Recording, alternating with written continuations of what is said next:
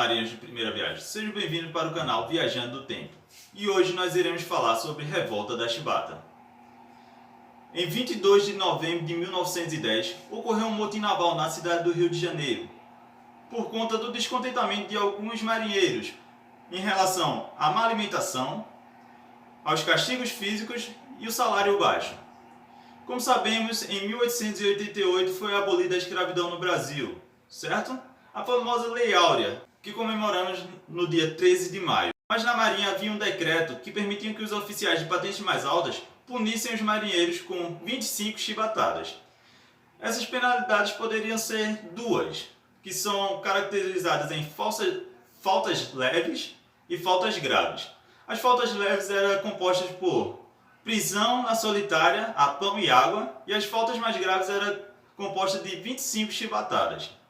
Aí eu pergunto a vocês, quem eram esses que ocupavam essas patentes mais baixas? Exatamente, as pessoas negras, pardas e de famílias pobres.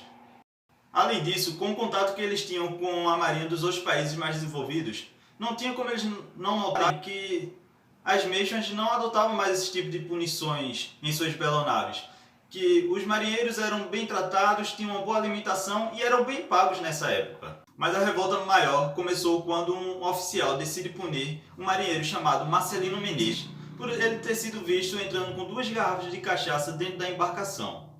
Foi então que o comandante João Batista das Neves decide punir Marcelino com 250 chibatadas, na frente de toda a tripulação que estava ali, para que, entre aspas, eles tivessem mais respeito e temessem aos oficiais. Mas para os outros marinheiros aquilo tinha sido a gota d'água.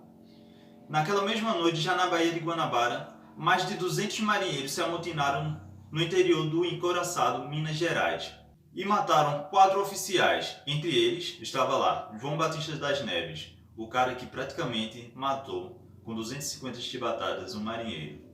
E com isso tomaram o controle dos 2 encouraçados, São Paulo e Minas Gerais, que se deram esses nomes por conta da política do café com leite, que naquela época eram as 2 grandes potências, o estado de Minas Gerais e o estado de São Paulo. Após isso, apontaram os canhões para o centro do Rio de Janeiro e começaram a ameaçar o recém-presidente Hermes da Fonseca. E é aí que entra a figura mais conhecida dessa história, o famoso almirante negro, João Cândido. Ele escreve uma carta para o presidente, pedindo simplesmente melhoria na comida, fim dos castigos corporais e anistia para todos os revoltosos. Caso contrário, eles iriam abrir fogo contra a cidade. O governo de Hermes da Fonseca, sem ter o que fazer naquela hora, aceita as reivindicações, abolindo os castigos físicos e dando anistia para todos os revoltosos que se entregassem naquela hora.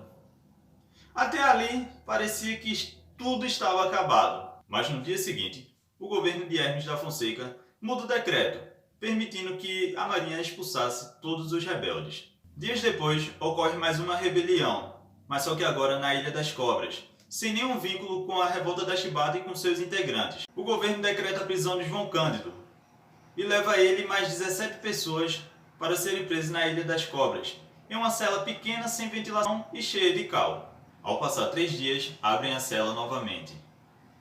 E dessas 18 pessoas, apenas 2 estão vivas. E entre eles está João Cândido, o homem que se recusa a morrer.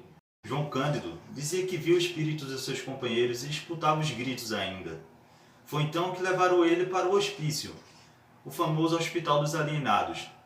Passaram-se meses por lá e o hospício acabou devolvendo João Cândido à marinha, porque diziam que ele não tinha nada de louco. Depois de muito tempo preso, João Cândido foi declarado inocente. Expulso da marinha, o almirante negro viveu até os seus 89 anos como um anônimo vendedor de peixe. Em uma entrevista, João Cândido diz a seguinte frase: "A carne dos brasileiros não foram feitas para serem feridas pelas chibatas dos seus irmãos. A carne do brasileiro talvez possa ser ferida pela bala ou pela arma dos seus inimigos em combate, e não pela chibata alvita dos seus irmãos." E esse é o fim de mais uma viagem no tempo. Eu espero que vocês tenham gostado, então deixe seu like e até a próxima.